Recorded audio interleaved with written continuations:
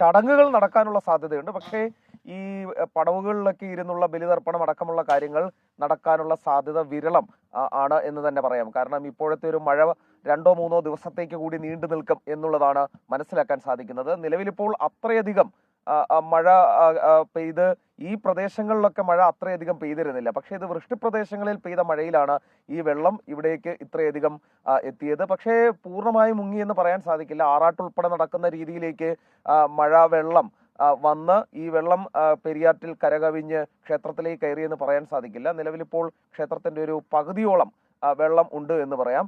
ഇനി കുറച്ചുകൂടി ഒരു 2 അടിയോളം കൂടി വെള്ളം പൊങ്ങിയാൽ ഒരു പക്ഷേ ആറാട്ടുൾപ്പെടെ നടക്കുന്ന രീതിയിലേക്ക് കാര്യങ്ങൾ നീങ്ങാനുള്ള സാധ്യതയുണ്ട്. ആറാട്ട് നടക്കുകയും ചെയ്യും.